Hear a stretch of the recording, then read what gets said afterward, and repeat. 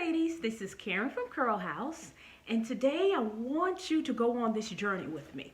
So, you're natural, you've been natural for a few years, your curls are popping, and you decide, I want to do something different. It's the holidays, I want to switch it up for the holiday party, so I'm going to go get a blowout. So you go to your hairstylist, or you do it yourself, and you get your hair straightened, or you get a silk press. That hair is just long and straight, and you are fascinated at how straight your hair is. You haven't had it straightened in years.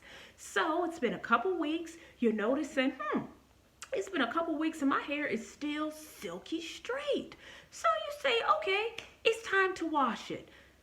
You wet your hair, you wet it, you saturate it with water, and you notice your curls are coming back some, but then still not the same. So you go ahead and put that shampoo in it because, hey, you got to remove the buildup. You're shampooing your hair, cleansing your scalp, and you're noticing, my curls don't seem the same.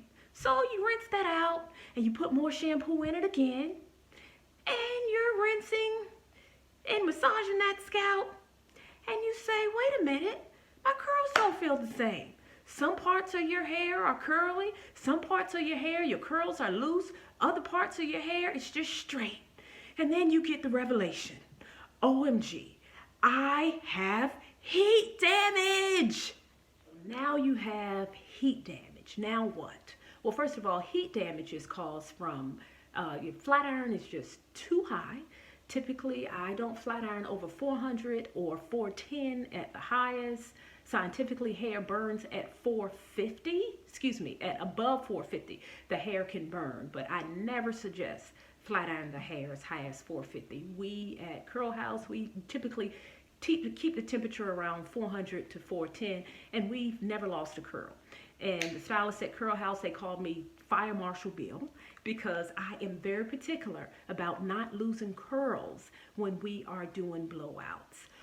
Or heat damage can occur when you get your hair flat ironed at the hair salon and it's safe and your stylist did it correctly, but then you go home and have to touch up the blowout every single day. And usually I'll see the heat damage right in the front of the hair because that is the part when you are touching up your blowout, typically you touch it up right in the front. So usually that's where I see the most amount of heat damage.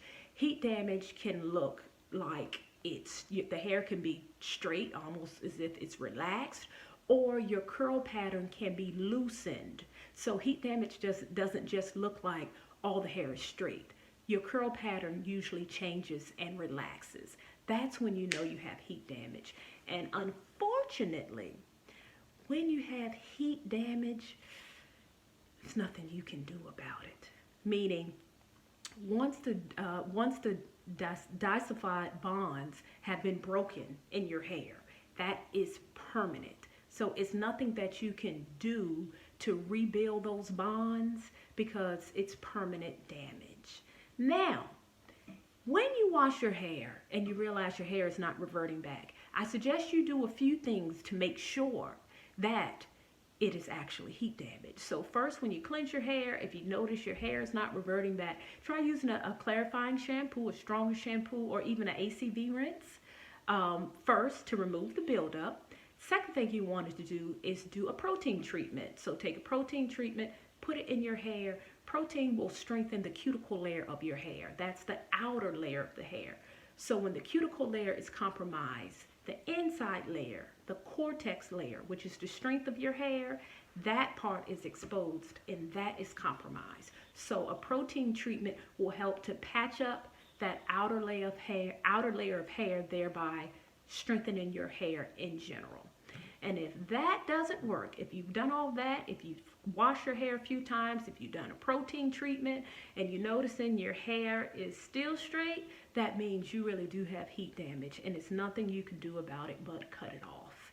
Now, I know cutting it off is a little extreme. You may not want to cut it off immediately. There are some things that you can do so that your hair can grow back out, meaning do different protective styles so that your hair is kind of covered up. But you're wearing your hair out in a wash and go or a curl definition, it's not going to look the same because curl definition only enhances what you already have.